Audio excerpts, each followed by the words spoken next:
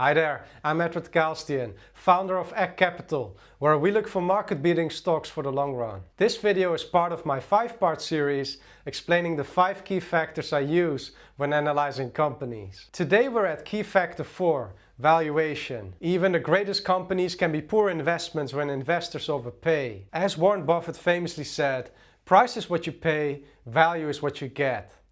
Peter Lynch also reminds us that in the stock market, the most important organ is the stomach, not the brain. Do you have the stomach to buy at a fair price and hold on while the story plays out? Valuation is about making sure we're not only buying a great business, but buying it at a fair or attractive price. Think of it this way: if you buy a fantastic company at too high a price, your returns can stagnate for years. On the other hand, if you buy at a reasonable price, you let the company's underlying compounding work in your favor. I usually look at a mix of valuation ratios. First up, price to earnings ratio, otherwise known as PE, is a classic measure, but always best compared against growth and industry peers. Next up is the PEG ratio. This adjusts the PE for earnings growth, helping spot fair prices for growing companies. And finally, the price to free cash flow shows how much investors are paying for actual cash generated. But ratios are just the starting point. For long-term investors like me, valuation also means thinking about what assumptions are baked into the current stock price, whether future growth is already priced in, and how much margin of safety we have if growth slows down. Let's take NVIDIA as an example. NVIDIA is generally traded at lofty valuation levels and currently sits at a PE ratio of around 53. At first glance, that looks expensive, but valuation is never just about the multiple. It's about the growth behind it. Its PEG ratio, which adjusts the PE for earnings growth, shows the picture more clearly.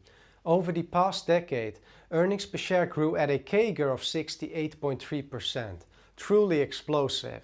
Looking ahead, analysts expect NVIDIA's long-term EPS growth to average around 35.8%.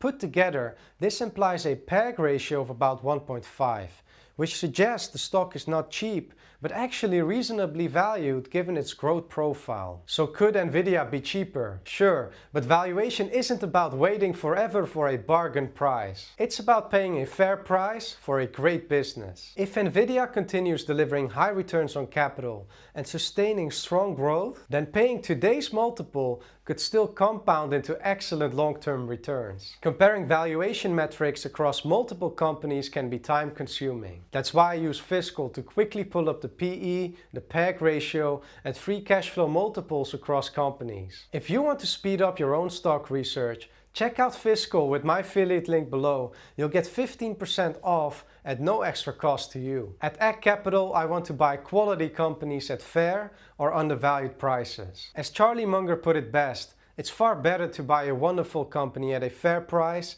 than a fair company at a wonderful price. This is where valuation really acts as a discipline. It forces me to say, yes, this company is high quality, but is the market giving me a good enough deal to make money over the next 5 or 10 years? By sticking to this rule, I avoid getting caught up in hype and focus on long-term compounding. Valuation matters because it protects us from overpaying, aligns price with long-term returns, and helps us compound wealth with a margin of safety. Remember, in the short term, markets can be irrational, but in the long term, an investor's entry price combined with business performance will largely dictate returns. Great companies are worth paying for, but only at the right price. That's key factor 4 in my investing framework. Next time we'll move to key factor 5, a company's moat.